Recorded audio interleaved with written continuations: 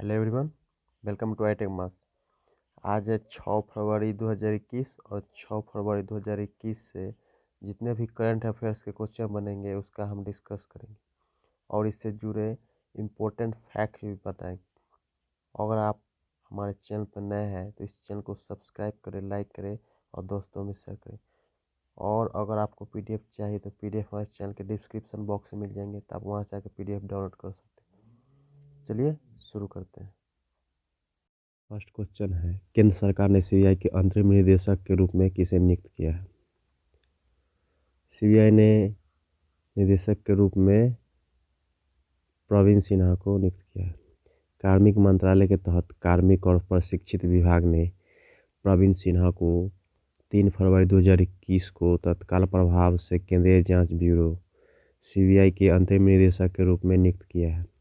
उन्हें पदस्थ प्रमुख आर.के. शुक्ला के स्थान पर नियुक्त किया गया है, जिनका कार्यकाल 3 फरवरी 2021 को समाप्त हुआ है। 1988 बैच के गुजरात कैडर के भारतीय पुलिस सेवा आईपीएस अधिकारी प्रवीण सिन्हा वर्तमान में भारत की प्रमुख जांच एजेंसी सीबीआई में एक अतिरिक्त निदेशक है। प्रवीण सिन्हा नए निदेशक सीबीआई की नियुक्ति तक या अगले आदेशों तक जो भी पहले हो निदेशक सीबीआई के कर्तव्य संभालेंगे। या सीबीआई के बात आया है तो सीबीआई के बारे में मैं आपको बता दूं कि सीबीआई का मुख्यालय नई दिल्ली में स्थित है। सीबीआई की स्थापना 1 अप्रैल 1963 को हुआ था। नेक्स्ट क्वेश्चन है, भारत की सबसे कम उम्र की महिला पायलट कौन बनी है? भारत की सबसे कम उम्र की महिला पायलट आयशा अजीज बनी है। 25 वर्षीय कश्मीरी महिला आयशा अजीज देश की सबसे कम उम्र की महिला पायलट बन गई है।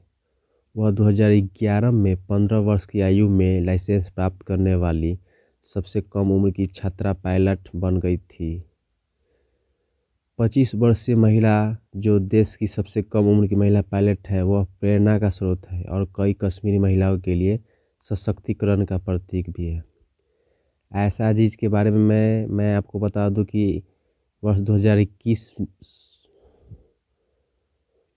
में सबसे कम उम्र की महिला पायलट बनी है और वर्ष 2011 में अजीज 15 वर्ष की आयु में लाइसेंस प्राप्त करने वाली सबसे कम उम्र की छात्रा पायलट बन गई थी।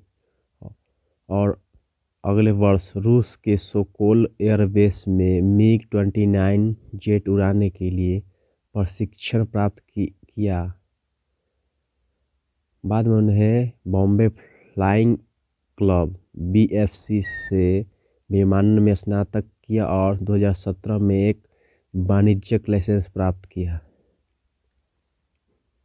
नेक्स्ट क्वेश्चन है, रिलायंस को किस देश से दुनिया का पहला कार्बन न्यूट्रल ऑयल मिला है? अमेरिका से। अरबपति मुकेश अंबानी की रिलायंस इंडस्ट्रीज लिमिटेड ने अमेरिका तेल प्रमुख ऑक्सीडेंटल के एक division oxy low carbon ventures OLCV से कार्बन न्यूट्रल ऑयल की दुनिया की पहली खेप प्राप्त की है। यह उपलब्धि 2035 तक शुद्ध कार्बन कंपनी बनाने के अपने लक्ष्य को पूरा करने में तेल प्रमुख की मदद करेगी। Very large crude carrier VLCC ship Pearl, जिसमें कर्मियल बेसिन से कार्बन न्यूट्रल ऑयल है, 28 जनवरी 2021 को जामनगर में माल उतारा। यह ध्यान दिया जाना चाहिए कि रिलायंस गुजरात के जामनगर में प्रति वर्ष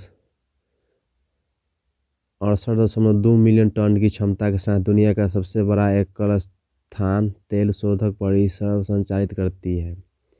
यह लेन देन रिलायंस का पहला प्रमुख पेट्रोलियम शिपमेंट है, जिसके लिए पूरे कच्चे माल चक्र से ग्रीनहाउस गैस उत्सर्जन, जिसमें तेल निष्कर्षण, परिवहन, भंडारण, शिपिंग, शोधन, बाद के उपयोग और दहन शामिल है, ऑफसेट किए गए हैं।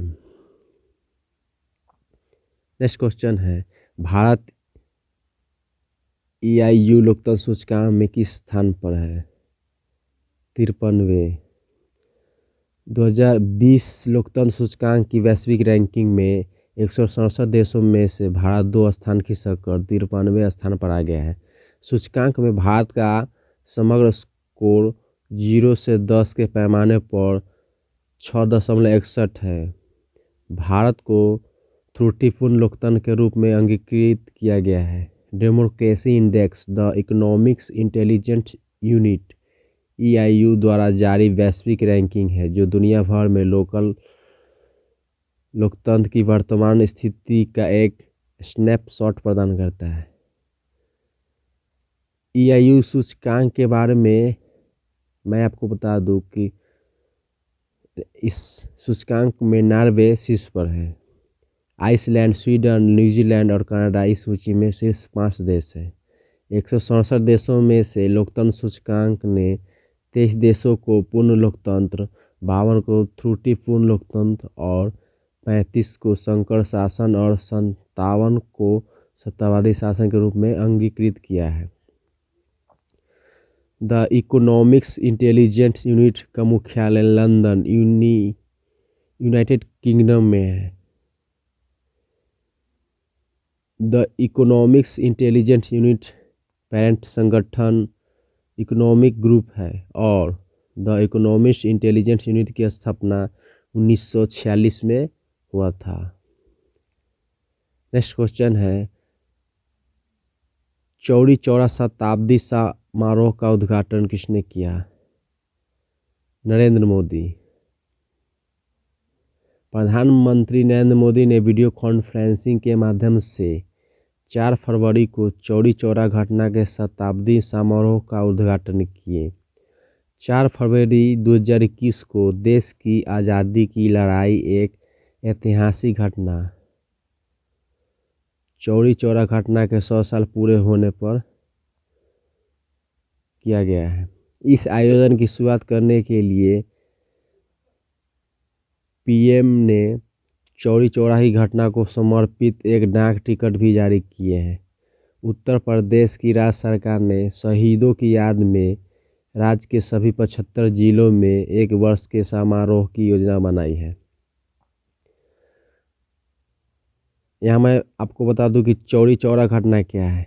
4 फरवरी 1922 को ब्रिटिश शासन के उच्च स्तरीय के विरोध में ब्रिटिश भारत में तत्कालीन संयुक्त प्रांत अब उत्तर प्रदेश है, जो गोरखपुर जिले के चौरी चौरा में स्वतंत्र सेनानियों के एक समूह ने एक पुलिस स्टेशन में आग लगा दी थी।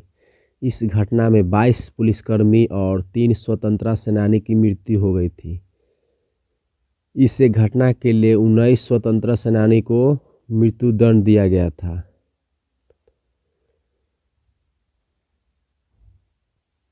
नेक्स्ट क्वेश्चन है, हाल का यौगिक कच्चे माल के विकास निर्माण के लिए किस कंपनी के साथ समझौता किया है?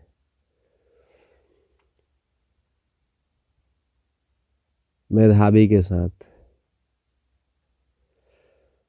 राज्य स्वामित्व वाली एरोस्पेस और रक्षा कंपनी हिंदुस्तान एरोनॉटिक्स लिमिटेड हाल ने एरोस्पेस में उपयोग के लिए यौगिक कच्चे माल के विकास और उत्पादन के लिए हैदराबाद स्थित मिश्र धातु निगम लिमिटेड मिधानी के साथ एक समझौता ज्ञापन पर हस्ताक्षर किया है। यह पहली बार है कि यौगिक कच्चे माल के लिए इस तरह के समझौता ज्ञापन पर हस्ताक्षर किए हैं।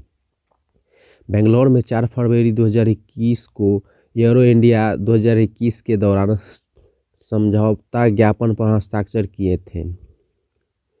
यौगिक कच्चे माल के बारे में मैं आपको बता दूं कि यौगिक कच्चे माल को वर्तमान में आयात किया जाता है क्योंकि विमान अनुप्रयोग के लिए इस कच्चे माल के लिए कोई भी समान सिद्ध भारतीय अनुमोदित यौगिक आपूर्तिकर्ता नहीं है।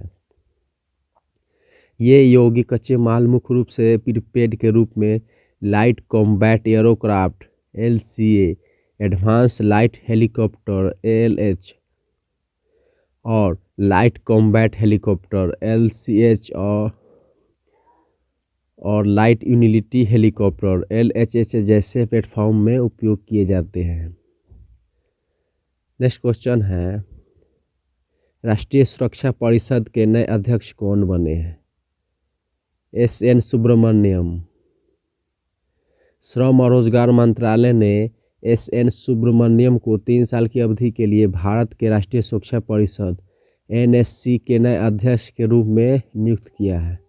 सुब्रमण्यम भारत की सबसे बड़ी निर्माण कंपनी एल&डी लिमिटेड के CEO और प्रबंधक निर्देशक है। राष्ट्रीय सुरक्षा परिषद के बारे में मैं आपको बता दूं कि राष्ट्रीय सुरक्षा परिषद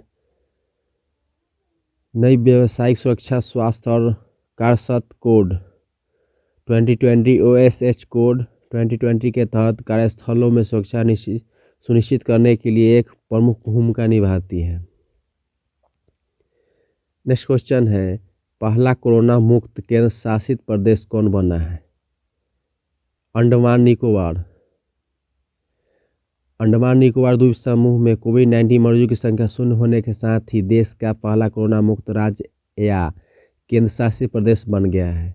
स्वास्थ्य मंत्रालय की वेबसाइट ने बताया कि अंडमान और निकोबार द्वीप समूह के अंतिम 4 संक्रमित व्यक्तियों को स्वस्थ घोषित कर दिया गया है। केंद्र शासित प्रदेश ने कुल 4,932 मामलों और वायरस से 62 मौतों की सूचना दी थी।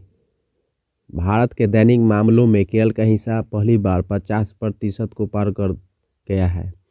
देश में 11,024 ताज़ा मामले सामने आए हैं, जिसमें से अकेले केरल में 57,16,8 मामले दर्ज किए गए हैं। देश के लगभग 1,61,000 में से राज्य में 69,157 सक्रिय मामलों की संख्या भी सबसे अधिक है। यहाँ अंडमान और निकोबार द्वीप समूह का बात आए तो अंडमान और निकोबार की राजधानी पोर्ट ब्लेयर है। अंडमान और निकोबार के lieutenant governor admiral D.K. Joshi है। नेक्स्ट क्वेश्चन है,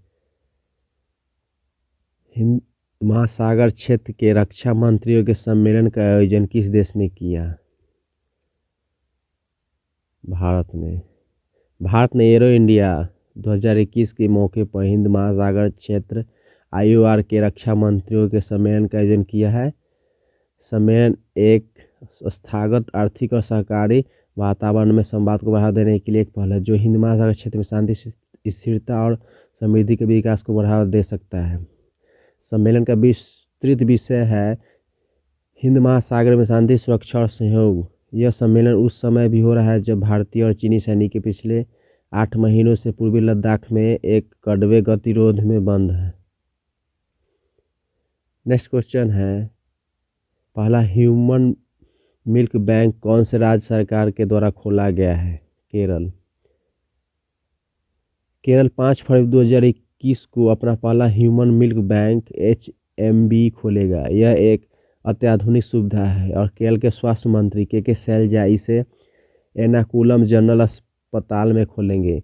rotary club of Cochin global के सहयोग से एक मिल्क बैंक की स्थापना की गई थी। राज्य के स्वास्थ्य विभाग द्वारा 2020 में rotary club of Cochin global के साथ एक समझौता ज्ञापन पर हस्ताक्षर किए जाने के बाद इसकी लागत 3.5 मिलियन रुपये थी। बाल रोग विशेषज्ञ संघ IAP मिल्क बैंक संचालित करने के लिए प्रशिक्षित नर्सरी स्टाफ प्रदान करेगा। ह्यूमन मिल्क बैंक के बारे में मैं आपको बता दूं कि ब्रेस्ट मिल्क बैंक यह सुनिश्चित करेगा कि नवजात शिशु जो बीमार या मृत नहीं है या जो अपर्याप्त स्तर दूध उत्पादन के कारण स्तनपान नहीं कर रहा है, स्तन दूध प्राप्त कर सकता है। हर साल जनरल अस्पताल में लगभग 3,600 बच्चे जन्म लेते हैं। उनमें से 600 से 1,000 बीमार बच्चे नियोनेटल इंटेंसिव केयर यूनिट में प्रवेश करते हैं। हालांकि समय से पहले जन्म लेने वाले बच्चे या माताओं से अलग होने वाली शिशुओं के कम वजन के कारण माताएं उन्हें पर्याप्त रूप से भोजन नहीं करा पाती है। Thanks for watching.